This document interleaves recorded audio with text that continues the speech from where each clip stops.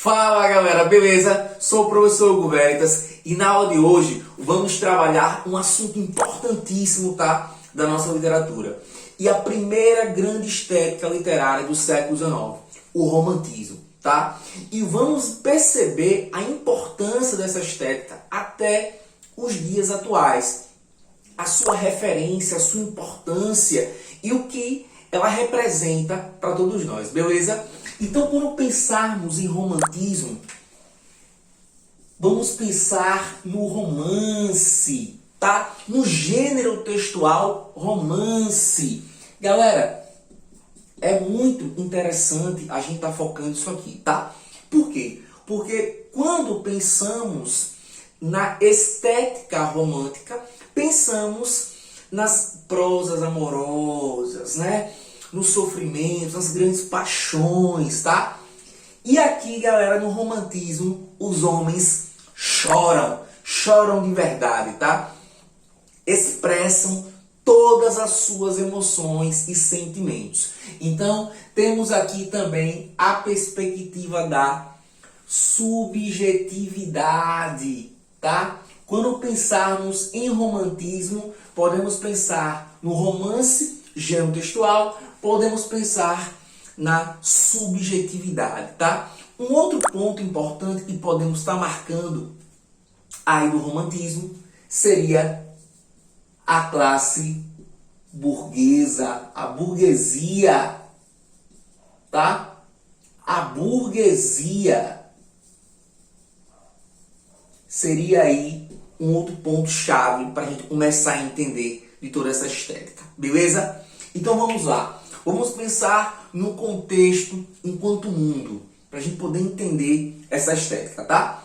Temos a segunda revolução industrial, tá? A perspectiva da indústria, a perspectiva do consumo, né? Com essa classe burguesa. Temos o iluminismo, que pregou a perspectiva da racionalidade, tá? E aí o romantismo, ele vem numa quebra disso aí, tá? Dessa razão, né? Por quê? Porque isso vai implicar nos movimentos liberais, né? Que vai de encontro a regimes absolutistas. Ou seja, eu tenho grandes revoltas, Revolução Inglesa, Revolução Russa, e tenho, né, a grande revolução que nos apresenta os ideais de igualdade, fraternidade, liberdade, né? Igualité, fraternité, né? E liberté, que nos apresenta aí a Revolução Francesa. Lembrando que a Revolução Francesa, esse ideal não chega ao povo, né? Propriamente dito, tá? É interessante deixar isso aqui. E é por isso, tá? Que há uma busca do homem romântico, né? Essa quebra, essa fuga que chamaremos de escapismo, tá? Temos aqui o surgimento da burguesia e falamos a ruptura com o clássico, né? A disciplina. Agora eu tenho mais liberdade, né? Eu tenho não apenas o nobre, eu tenho uma classe burguesa agora que está em ascensão. E temos também um grande fator a nível mundial, a independência norte-americana, tá? Que vai influenciar bastante nas nossas perspectivas aqui de independência também nacional, tá? Isso aqui a nível do mundo, beleza? Grandes autores e as suas obras aqui, pensando no mundo, tá? Temos Goethe, com os sofrimentos do jovem Werther, tá? Importante obra, tá? Em uma outra aula vamos estar aprofundando mais sobre ela, inclusive. William Blake, o inglês William Blake, Contos Inocentes. Temos aqui o Goethe, né? O alemão, que já citamos. Temos aqui os dois grandes autores franceses, Victor Hugo, com a obra Os Miseráveis. Temos Alexandre Dumas, Os Três Mosqueteiros. E temos o português Almeida Garré, com Viagens na Minha Terra.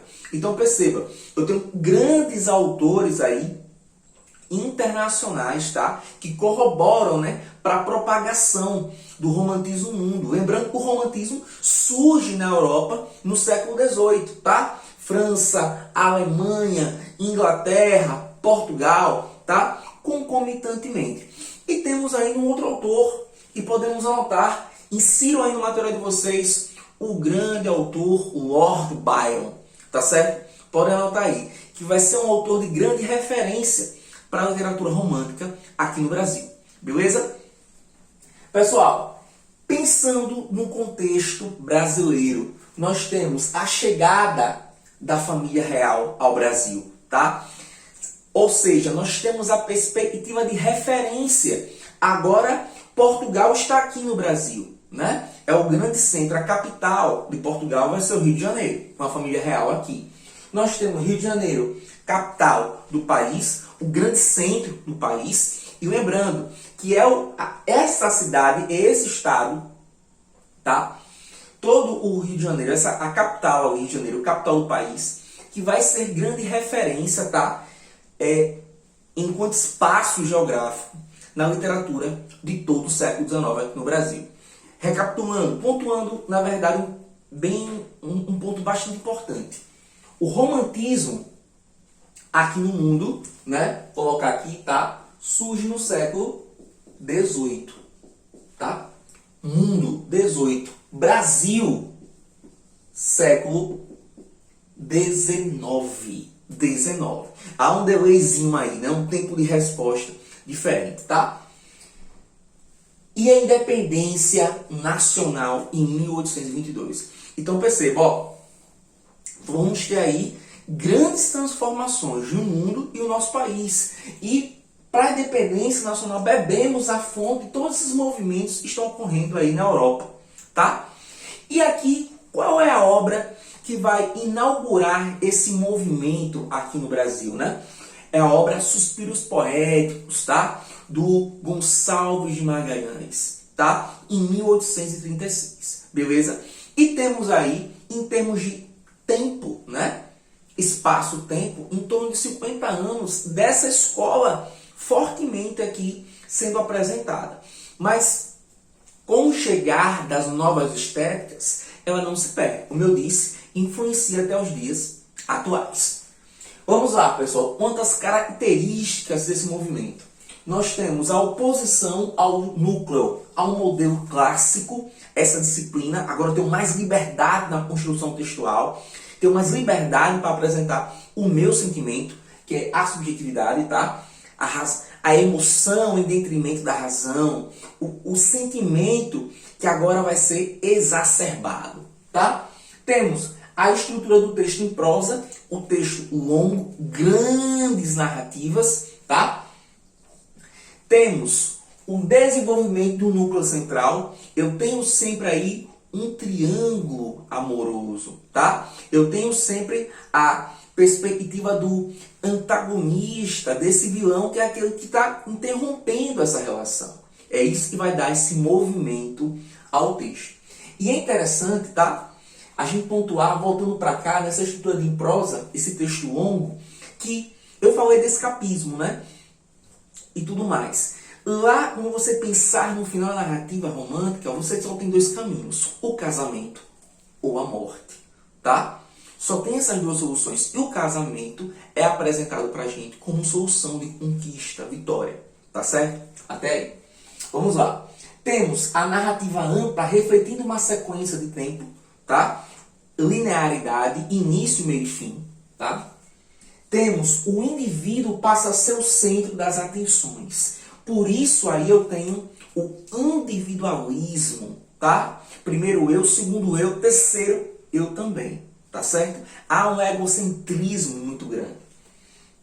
Eu tenho o surgimento de um público consumidor. A literatura começa a se propagar aqui no Brasil através dos folhetins, que veio com a estrutura inovadora e é utilizada até os dias atuais. Como assim? O folhetim fragmentava a obra. Os autores publicavam diariamente, semanalmente, partes dessa narrativa. Então, esse público consumidor ficava ali instigado, esperando a próxima parte, o próximo capítulo, tá? Isso ocorre hoje com uma série de TV, com as novelas, beleza?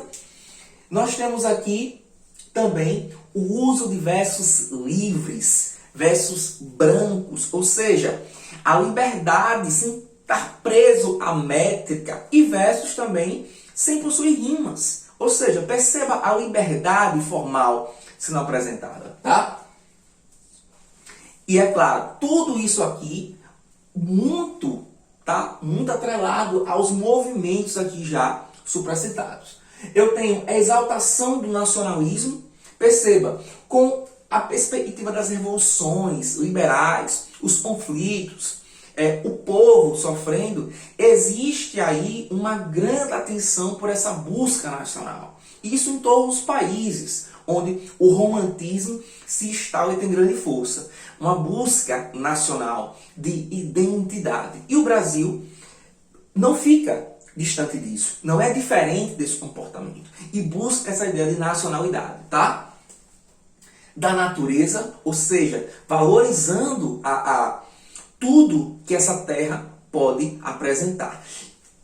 Valores, inclusive, da nossa fauna, nossa flora, que são apresentados desde os cientistas, né? Dos descobridores aqui do Brasil, não é assim? E temos também a perspectiva de pátria, de nação. Agora eu estou independente, tá? Independente de Portugal. Então começa a surgir sim uma identidade.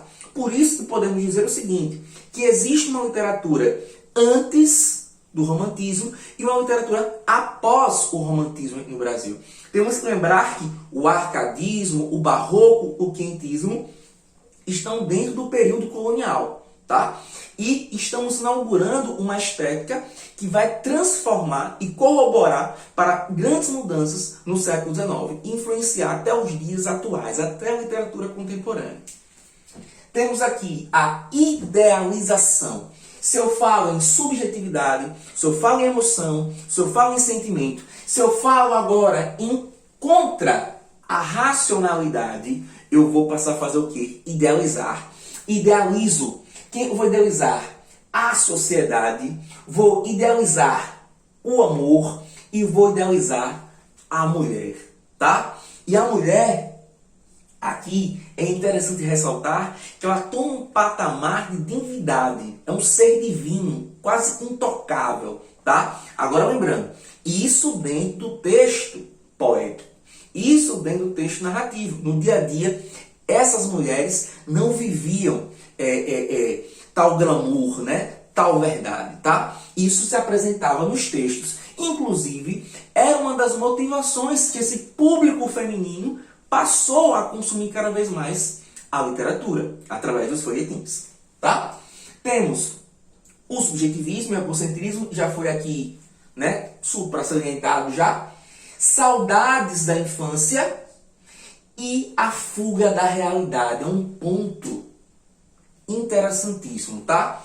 Que chamamos de escapismo. Escapismo. Que seria essa fuga.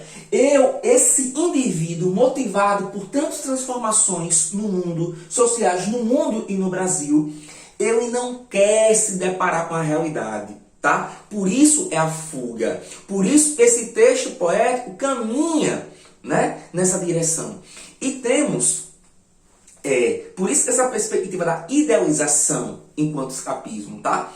E é interessante que uma das formas de escapismo mais severas, mais bruscas, seria aí a morte. Tá? E a gente vai ver muito isso, sobretudo com influências do autor, aí, Lord Byron, esse grande autor inglês. Tá?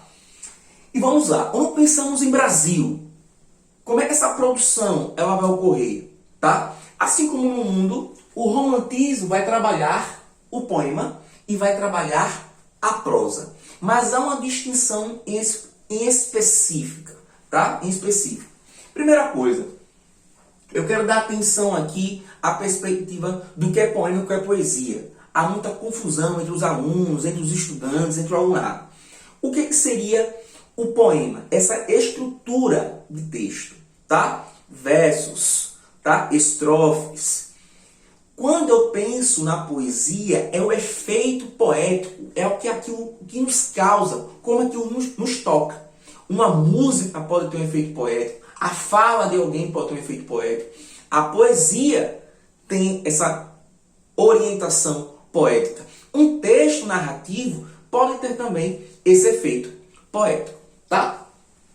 Então temos aqui 3 grandes e importantes gerações. Primeira geração aqui no Brasil, geração nacionalista ou indianista. É um momento de grande idealização da pátria e também, tá, do índio, o índio enquanto herói. Qual seria aí o nosso autor, né, grande autor nesse momento destaque? Gonçalves Dias, Minha Terra Tem Palmeiras, Onde Canto Sabiá, Canção do Exílio, tá? Temos a segunda geração, Mal do Século, influenciada pelo Lord Byron. Temos o grande nome, o Álvares de Azevedo, é uma da dor, do sofrimento, esse amor que não se completa, tá? Esse sofrimento amoroso, e há essa identificação, tá, com esse texto, porque até os dias atuais vivemos, né, nesse conflito dentro das relações amorosas. Temos a terceira geração, social, condoreira ou geração hugoana, muito influenciado pelo autor francês Victor Hugo, da obra Os Miseráveis, tá? Muito influenciado. E aqui no Brasil, nós temos a referência do autor Castro Alves, tá? E pensando mais próximo aqui dos sergipanos, o autor que se contamina com tal realidade, o Tobias Barreto, tá? Então temos aqui 3 grandes paixões. Primeira paixão, a nação, a pátria. A segunda paixão, ao ser feminino, ao amor, à mulher. Esse ser que não se... a relação que não se conclui, há um grande sofrimento. E temos aqui uma paixão pela liberdade, tá? E aqui Castro Alves canta o Navio Negreiro. Ele apresenta pra gente o Navio Negreiro. Grande dor e sofrimento desse grupo social, tá? Galera, quando pensamos na prosa, temos aqui os tipos de prosa, tá? Temos a prosa indianista, urbana, regionalista e temos também a prosa histórica. Quando pensarmos na prosa indianista, é aquela que busca valorizar o herói nacional. O herói nacional é o índio. Vamos lembrar que na Europa existe a perspectiva do cavaleiro, né? Aqui, trazendo para a nossa realidade, temos um índio. E uma obra aí que poderia marcar muito essa perspectiva é a obra Iracema, lá do Alencar, tá? Do grande José de Alencar. Temos a obra urbana, que retrata a pequena burguesia, esse grupo social em ascensão, tá? Temos a obra regionalista, representa o povo, trazendo a perspectiva também do ambiente rural. Vamos pensar que o Brasil, nesse período, é o Brasil rural, tá? E temos também essa prosa histórica, e traz o retrato de uma época passada. Então, nós temos autores como José de Alencar, Bernardo Guimarães, Visconde de Taunay, são grandes autores aqui, tá, da prosa romântica brasileira. Beleza, pessoal? Então, temos que lembrar que o romantismo é a obra é a escola do exagero, né, do sofrimento, e também o romantismo é a estética da classe burguesa. Galera, na descrição desse vídeo, a gente vai ter aí fragmentos textuais, tá, de cada uma das gerações e as principais obras na prosa da literatura romântica brasileira, tá certo? Quem não se inscreveu, se inscreve nesse canal, ativa as notificações, dá esse joinha para fortalecer, tá? E fiquem ligados aí nas próximas aulas para a gente continuar conhecendo, aprendendo e se desenvolvendo a literatura brasileira do século XIX. Um forte abraço, até a próxima aula.